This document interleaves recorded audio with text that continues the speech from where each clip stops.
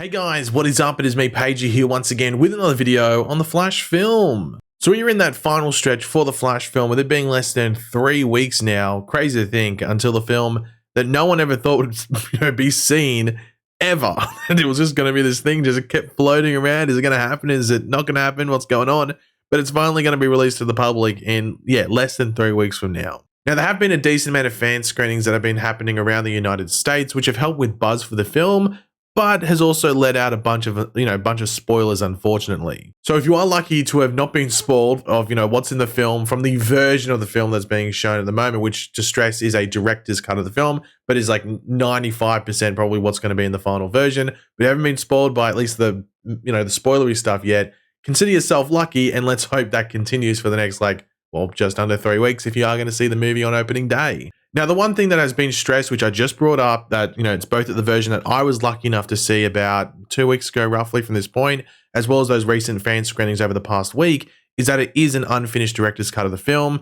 And from my calculations, when I was getting out of the film and looking at my, the time and going, when did it start? When did it end? And everything like that, I feel like there was 10, maybe 15 minutes of the film missing. I want to say 10 just to be safe, but that doesn't include credits, and any post-credit scenes potentially. So in the actual movie, there might only be one or two scenes removed, and then the actual credits, and then some, 1 or 2 after credit scenes as well. So there was definitely stuff missing, because we know that the final runtime is about 2 hours, 24, 25 minutes or something.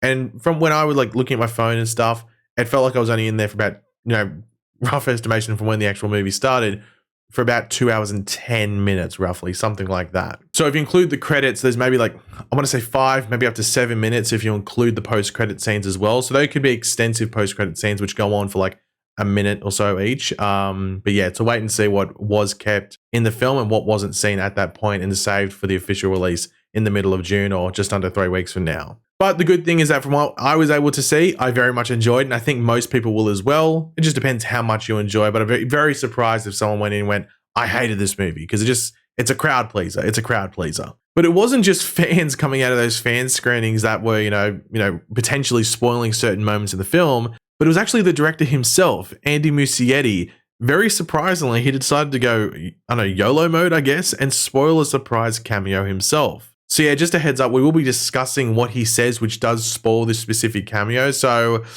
yeah, I'm fine talking about it myself because, as I said, I already saw the film. But if you don't want to know, click off the video now. That's just me stressing right there if you don't want to know about this cameo, because it's probably the one that, if you know about it, if you know the history behind it, you'll be super stoked and be like, whoa, when you see it. But yeah, just if you don't want to know about it, go away now, just a heads up. But yeah, the Flash director, Andy Muschietti, decided to confirm as well as discuss a cameo that takes place throughout the later portions of the Flash movie. And we will just read, I think it was Variety's write-up of it, as it does it pretty well. So yeah, let's read it. Michael Keaton isn't the only blast from DC's past in Warner Brothers' upcoming superhero tentpole, The Flash. During an interview with Esquire Middle East, the Flash director, Andy Muschietti, revealed that none other than Nicolas Cage is making a cameo in the movie as Superman. It's a shocking and full circle moment for comic book movie fans and Nicolas Cage, who was cast in Tim Burton's failed Superman Lives 25 years ago. Nick was absolutely wonderful, Muschietti said. Although the role was a cameo, he dove into it. I dreamt all my life to work with him. I hope I can work with him again soon. He is a massive Superman fan, a comic book fanatic, Muschietti added. Now, obviously, they do say the failed Superman Lives thing. There is a documentary which you can watch that sort of details it. Of course, they went with, following on from Tim Burton from his Batman, 2 Batman movies to do a Superman movie. It pretty much got into, it was in pre-production, pretty much on the borderline of filming, and then it went and just died. I think there was producer issues and conflicts over the scripts and stuff. I think Kevin Smith wrote, I don't know if he wrote the final script, but it was he wrote a treatment and then one of the early drafts and stuff like that. He might have written the final script that would have been used. I'm not too sure. But yeah, there's a crazy history of it, and they were that close to having a Nicolas Cage Superman film. But yeah, it never happened. But the Flash movie revisits that and allows that to happen on the big screen in a interesting way, shall we say. Now, the silver lining with this, though Andy Muschietti does spoil sort of one of the more strange and cool moments in the movie, is that he doesn't describe exactly the specifics of what happens in the scene with him. And it's one of those if you know type scenarios. Once again, if you know the history and maybe watch that documentary, you might have a hint at it, but yeah, it's like one of those, you know, if you know, you know. Now, luckily, at least at this point, some of those other, you know, cool cameos, if you want to put it, haven't been overly spoiled, at least to the point where the director or like someone like that, you know, higher up associated with the film is openly talking and discussing about them. So, you know, this is probably what the Nicolas Cage one is probably one of the more, like, once again, if you know, you know, type scenarios where it's probably the most exciting, but you know, there are some other ones. So hopefully, at least to a wide degree, they don't get spoiled. Even though I have seen like people talk about them, but I'm not saying it like constantly talked about, which is a good thing. At least from those fan screenings, people seem to be like, you know, being good sports and not just spoiling it for people, which I'm happy with for the most part, at least so far. We'll wait and see what happens over the next, like, you know, 3 weeks.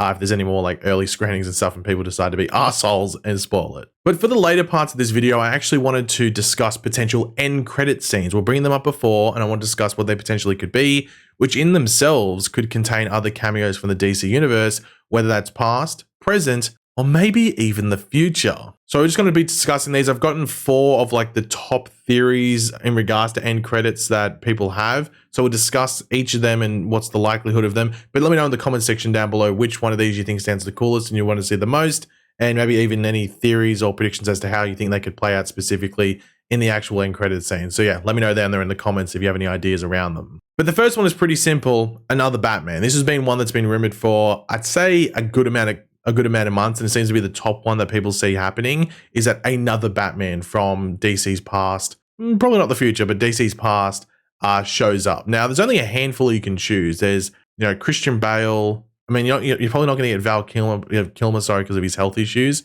So it's probably going to be either Christian Bale or George Clooney, because you got Michael Keaton in this movie and Ben Affleck's in the movie. So it's those probably the only 2 you get, unless you get like the guy from Gotham or something like that. So yeah, it seems like it's going to be one of those ones. The issue with Christian Bale is that I think he only said he'd ever do anything with DC again if Christopher Nolan signed off on it. So I guess Nolan would have to sign off on it, I think. So a lot of people think it's going to be George Clooney. That's a wait and see. But yeah, a lot of people think it's going to be George Clooney, which would be weird just considering the movie that he's from. But then again, the whole point of like a post-credit scene, especially in a movie like this, is probably just to have some multiversal fun if they're going to do something like that. So it could provide some comedy. It just depends if they were able to get it done in time, because this seems to have been like a late thing about another Batman being in a potential end credit scene. So we'll wait and see, but it sounds like it could be funny if it's George Clooney, or cool if it's Christian Bale. So depends which angle you want them to go at, attack it at. The next one's an interesting one that I don't know if they would necessarily do, because I could argue the movie itself does that, but that is a DCEU, or like the past DC universe we've had since like Man of Steel, or a Snyderverse wrap up, and you know,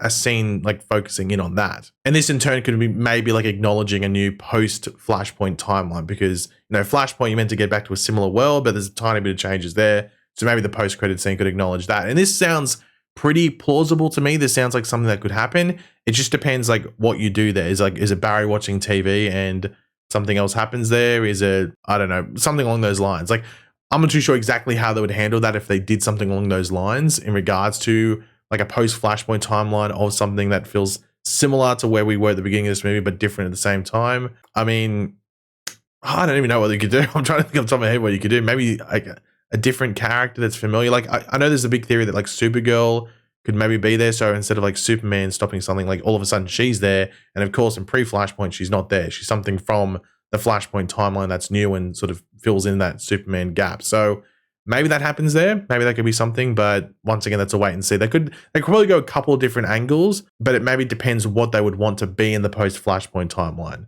I mean, we know that like Blue Beetle, so maybe Blue Beetle's the next movie, so they could technically promote Blue Beetle in an end credit scene while not seeming like it's a straight up promotion. But then there's also Aquaman at the end of the year, and maybe it could be Momoa. I mean, they both film the movies in England at the same time. So that would be an easy one if that's something that they wanted to put in the movie, because they filmed the movies at the exact same time in England. So yeah, maybe it could be Momoa, but also Momoa, might I say, but also could be Blue Beetle, but wait and see.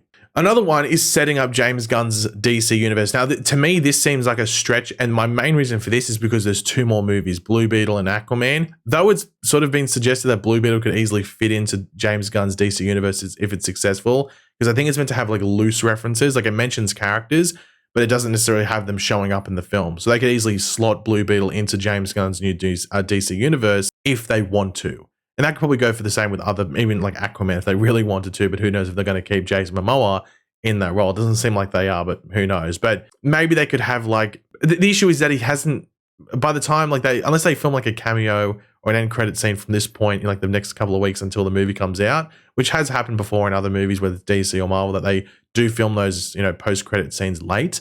But I know it just seems like this isn't the movie to do that. Even though it feels like the right movie to do at the same time, it's just because of the time between the thing. Like Superman Legacy isn't coming out for like 2 years after The Flash. It feels weird to set it up now. So unless it's something like minor, maybe something with some of the people from Peacemaker, like was at the end of the in the Shazam end credits, then maybe you could do that. But I don't know. Setting up James Gunn's universe seems like a stretch. I don't think they're going to do that. At least I don't think so. Just because this time span between The Flash and whenever James Gunn gets his first movie out, so it just seems like too long. And the final one for me personally, and just a Flash fan, like Flash fans in general, would be a cool one. And that's a Grant Gustin scene. I mean, I think it could be. I don't think people would want like just a seeing Grant sort of like Speed Force cameo. That would be cool, and if you take the crumbs, if those were the crumbs, you'd take those crumbs. But I think people would like a scene where it's like Grant and Ezra's Flash talking to each other like we had in Crisis. This seems like it's not going to happen. Now, there are some rumors out there that like Grant might have been offered it and turned it down. I'm not too sure exactly what would have happened there if that's the case. I don't know if that really would have happened, but because I know there's a whole Ezra Miller stuff going around, and whether Grant would have wanted to partake in filming or anything like that, I'm not too sure. But yeah, like this would be a really cool one. I think most people would love this. It'd be a really fun after credit scene. If they couldn't like fit it into the movie in a way that they felt was proper, they could do an end credit scene where it's a bit disconnected and actually just have them like having fun or something like that, like another funny scene. So that'd be cool. I think the James Gunn setting up DC Universe is the least likely one, just because it seems like it's too far away. But I think the other two ones are like the Batman one, or like another Batman like Bale or Clooney, and then like the DCU Snyderverse wrap-up thing. They seem like the two most likely ones, just logically considering what the movie is. But I think Grant's one is probably in third spot, but I think it's probably a bit further down. It's like the other two are more closer to each other than like Grant's, like the chance of Grant showing up, if that makes sense, in a post-credit scene. But we'll wait and see. Obviously, Andy Muschietti said like they didn't have time, they didn't have a space for Grant to put him in the movie, which makes no sense to me. Once you see, you'll be like, hold on, you could have easily put him there. Like, what the hell? But I don't know, maybe there were some issues around it. I'm not too sure. Maybe Grant didn't want to do it, timing issues, filming issues. I'm not too sure, but yeah, that's a wait and see. But yeah, guys, thanks for watching. Hopefully you enjoyed the video. If you did, it'd be awesome if you could drop a like and show support. Let me know in the comment section down below your various opinions on all the stuff we went over in this video. And of course, if you are new to the channel, make sure to subscribe, and I'll catch you guys later. Goodbye.